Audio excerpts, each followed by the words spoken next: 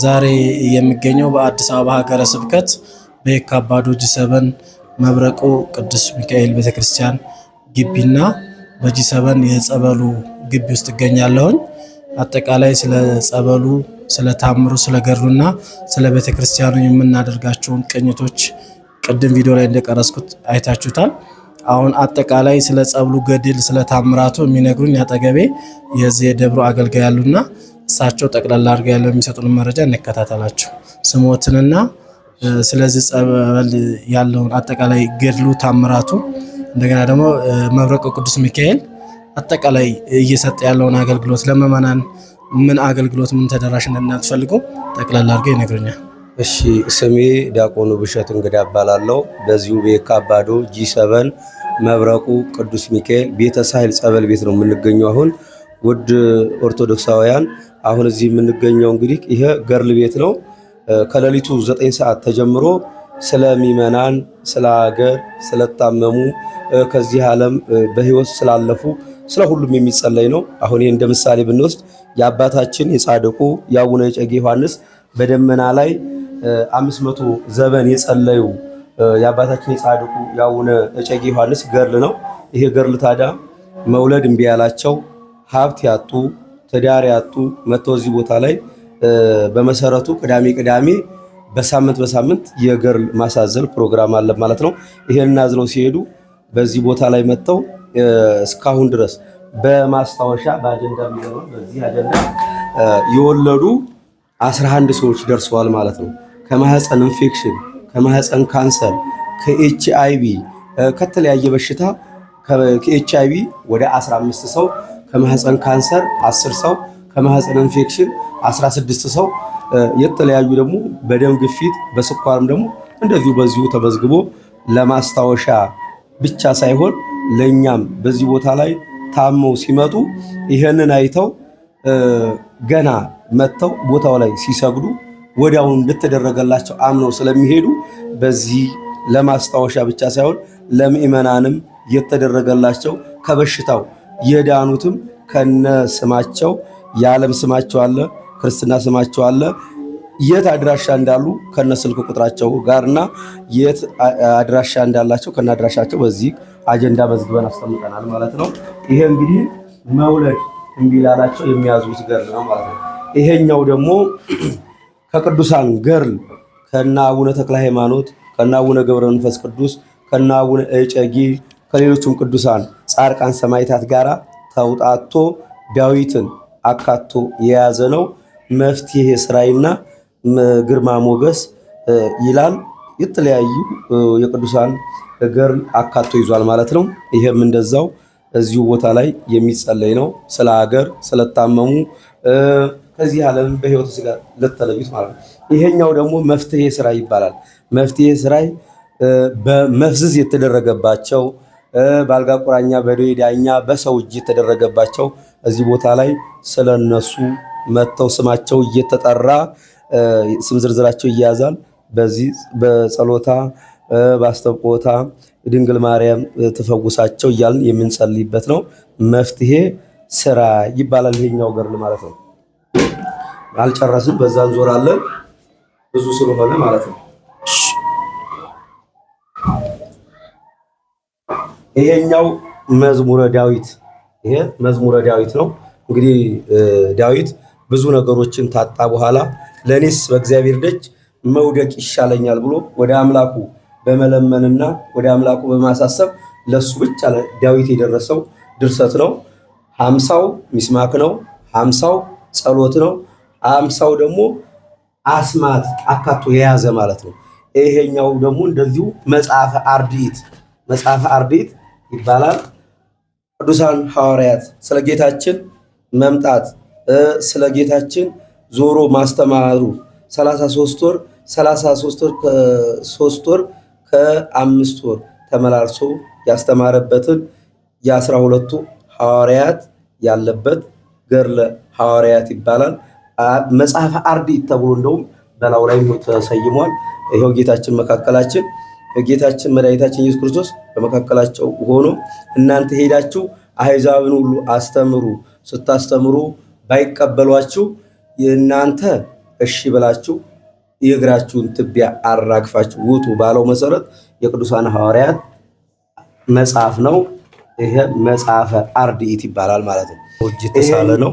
በኮምፒውተር የተሰራ አይደለም። በዚህ ጋር በአንበሳ ይመሰላል፣ በሰው ይመሰላል፣ በንስር ይመሰላል፣ በላህም ይመሰላል ማለት ነው። ከዚህ ሁሉ አካቶ እንግዲህ የቅዱስ ሚካኤል ድርሳን ነው።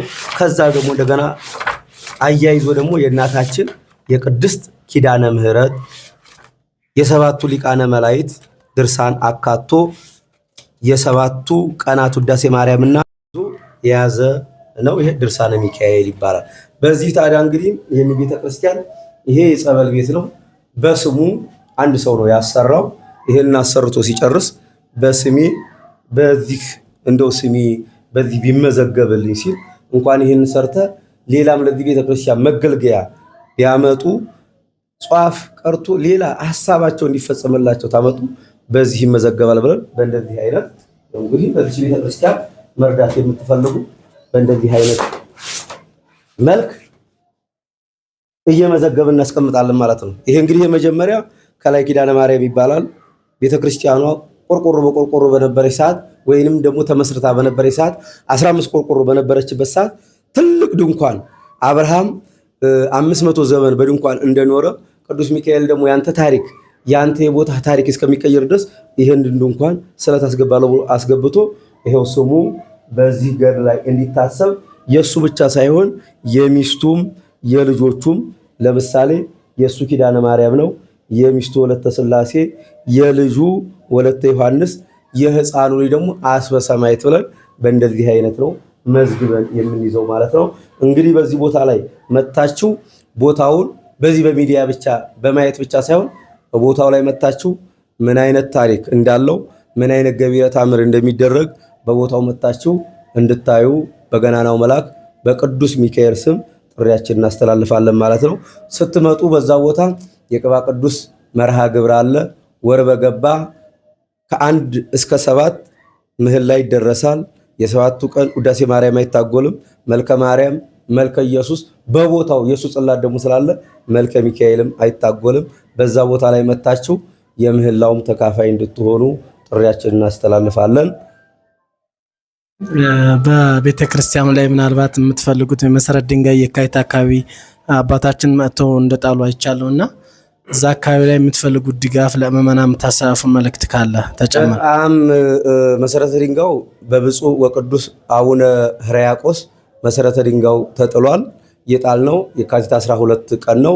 እንግዲህ ያው እጃችን በማጠሩ የማቴሪያል እጥረት በመኖሩ ብረት ያስፈልገናል፣ ጠጠር ያስፈልገናል፣ ፊኖ ያስፈልገናል። ለውስጡም ደግሞ እንደገና ወደታች ቤዝመንት ስለሚቆፈርም ደግሞ ያንን ክረምቱን እንኳን እንወጣለን ብለን አስበን ነበረ። እስካሁን ድረስ ምንም ነገር ሲቢቱ አንድ ሰው እችላችኋለሁ ብሎ ቃል ገብቶልናል።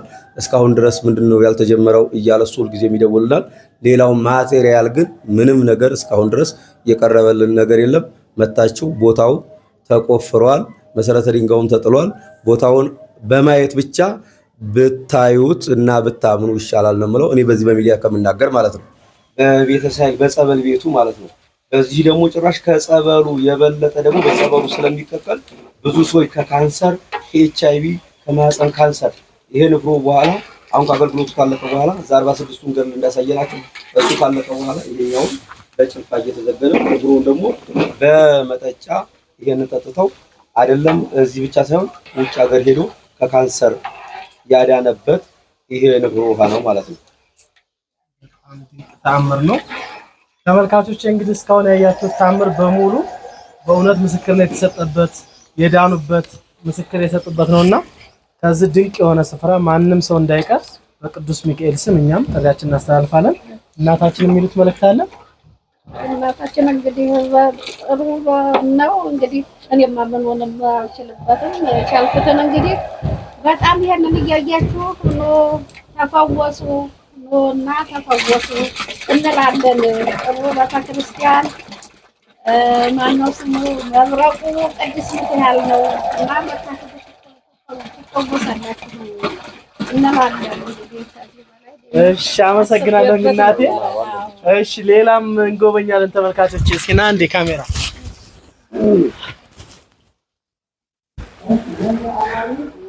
እሺ ሌላው ደግሞ አሁን ደግሞ ለየት የሚያደርገው መብረቁ ሚካኤል ለየት የሚያደርገው እንደ አዲስ አበባ ሀገረ ስብከት ከገርል ውጪ ከ46 ገርል ውጪ ከሚነበበው ውጪ ደግሞ ይሄ ደግሞ ወር በገባ በ29 የጻድቁ የአቡነ እጨጌ ዮሐንስ በደመና ላይ 500 ዘመን የጸለዩት ይሄው በቅዱስ ሚካኤል ስም እዚህ 12 ቀፎ አለ።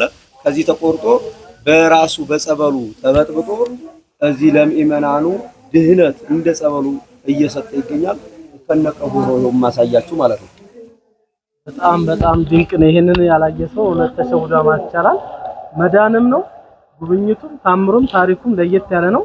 ዛሬ መቼ ስለጎበኘው እኔ በእውነት ደስ ብሎኛል። ወንድሜ ተመላልሼ እንድመጣ ሱሳት ይዘኛል። በጣም ድንቅ ታምር ነው። እኔም አክሊለ ጊዮርጊስ መጽሐፍ ስሜ ነው። እንድትጎበኙ እንድትጸልዩልኝ አደራ ማስፈልጋለሁ። ይሄን ማስታወቂያ ለተመልካቾቼ አደርሳለሁ። በእርግጠኝነት ብዙ ተመልካቾች አሉኝ መጥተው ከአገልግሎቱም እንደሚሳተፉ ከበረከቱም እንደሚሳተፉ መዳንም እንደሚችሉ እኔም አስተላልፋለሁ። ለነበረን ቆይታ ለአሳዩን መልካም ትምህርት ገድላት በሙሉ ከልብ አመሰግናለሁ። በእውነት በዳቆን በላይ ያሉ እባላለሁ። የዚሁ ደብር አገልጋይ ነኝ። ከዚህ ደብር እየተሰሩ ያሉ ብዙ ገቢረ ተአምር እየተሰሩ ይገኛሉ። ይህ ጸበል ሲፈልቅ መጀመሪያ በመብረቅ እንደፈለቀና ብዙ ድውያን እየፈወሰ የሚገኝ ጸበል ነው። በዓይን አይቶ በእግሩ ተረግጦ ማመን ስለሚቻል እዚህ ቦታ ላይ ከካንሰር ከኤችአይቪ ከተለያዩ በሽታዎች እንዲሁም ሞቶ የተነበረ ሰው ራሱ በጸበሉ ውስጥ ገብቶ የተነሳበት ሁኔታ ነው ያለው። አንዲት እናታችን ከዳውንት ሁለት አይናቸው ታወሮ ያው መጥተው እዚህ ቦታ ላይ ሳምንት ሳይቆዩ በ3 ቀን ተጸብለው መጥተው አይን አብራው በሉልኝ ብለው ስም ሰይመው የሄዱበት ሁኔታ ነው ያለውና በዚህ ጸበል ቦታ መጣችሁ የተጨነቃችሁ በደዌ ዳኛ በአልጋ ቁራኛ የተያዛችሁ እናቶቼ፣ እህቶቼ፣ ወንድሞቼ የካባዶ መብረቁ ቅዱስ ሚካኤል ቤተክርስቲያን ጸበል ላይ በመምጣት ከተለያዩ በሽታዎች ትድኑ ዘንድ ጥሪያችንን እናስተላልፋለን። ከዚህ ቦታ ላይ እንግዲህ እንደሚታወቀው ከ1 እስከ 7 ዘወትር መላ ጸሎት የሚያዝበት ቦታ ነው። ይህ ብቻ አይደለም። ከ46 በላይ ገድላት የቅዱሳን የሰማዕታት የጻድቃን የደናግል የመነኮሳት ገድሎች ሁልጊዜም የሚደርሱበት ቦታ ነው። ሁልጊዜም የጸሎትና የትጋት ቦታ ነው። ይሄ ብቻ አይደለም። ወር በገባ በ29 የአቡነ እጨጌ ዮሐንስ የማር ጸበል የሚታደልበት በነፃ የሚሰጥበት ቦታ ነው። በማር ጸበል እየተሰጠ በራሱ በጸበሉ ከስር በፈለቀው በመብረቅ በፈለቀው ጸበል ላይ በዛ በማር ተበጥቶ የማር ጸበል የሚሰጥበት ሁኔታ ነው እና ያለው እየመጣችሁ በወር በገባ በ29 ቀን እዚህ ቦታ ላይ የበረከቱ ተሳታፊ እንድትሆኑ ጥሪያችንን እናስተላልፋለን። ከዚህ በተጨማሪ የመላኩ የቅዱስ ሚካኤል ቀንና እንዲሁም የአቡነ እጨጌ ዮሐንስ የቅዱስ ኪዳነ ምሕረት እንዲሁም የሰማዕቱ የቅዱስ መርቆሪዎስ ጽላት እዚህ ላይ ይገኛሉና በዛን ቀናቶች የንፍሮ ውሃ የዳቤ የበረከት ስራዎች ሁልጊዜም ይሰጣሉ። በዚህ ቦታ ላይ እውነት ለመናገር በጣም ንጹህ ድንቅ የሆኑ ስራዎች እየተሰሩ ያሉበትና ብዙ ድውያኖች እየተፈወሱ ያሉበት ሁኔታ ነው ያለው። እነዚህ የምታያቸው ገድሎች የአቡነ እጨጌ ዮሐንስ ገድል አለ። እንደዚሁ በገዳማውያን አባቶች በቀለም በጥብጠው ጸልየው አንተም ብለው ወደዚህ ገዳም መጥቶ ብዙ ድውያን ይፈወሱበት ዘንድ የተላከልንና በተልኮልን እሱን እያዘሉ እናቶች ብዙ ከደዌያቸውም ከማህፀን ካንሰራቸው የዳኑበትና እንዲሁም ልጅ ያልወለዱትም ልጅ የወለዱበት ሁኔታ ነው ያለው። የመላኩ የቅዱስ ሚካኤል ገድልም እንደዚሁ አለ። የሰማዕታት የጻድቃን ገድሎችም እነዚሁ የምታዩቸው ከመጽሐፈ አርድእት ጀምሮ የተለያዩ መጽሐፍቶች አሉ። ዘወትር ሌሊት ከ9 ሰዓት ከ8 ሰዓት በፊት ጀምሮ እየተጸለዩ ለህዝብ፣ ለሀገር፣ ለሰላም፣ ለፍቅር እንደዚሁም ለተሰለታመሙ ሰዎችም እየተጸለዩ ይታደራል። በዚሁ እየመጣችሁ የበረከቱ ተሳታፊ እንድትሆኑና እዚህ ቦታ ላይ የቻላችሁትን እናንተም አስራት በኩራታችሁ እንድታስገቡ ሲቀጥል ደግሞ ከጭንቀታችሁ፣ ከህመማችሁ፣ ከደዌያችሁ ከተያዛችሁት ልዩ ልዩ የአጋንንታዊ ስራ እንድትፈወሱ በቅዱስ ሚካኤል ስም ጥሪያችንን እናስተላልፋለን። ወንድማችን እናመሰግናለን። ከስር በምናስቀምጠው አካውንት የቤተ ክርስቲያኑ አካውንት ከስር እናስቀምጣለን። ሁላችሁን በምትችሉ መጠን እንድትደግፉ ጥሪያችንን በድጋሚ አስተላልፋለሁ። አመሰግናለሁ።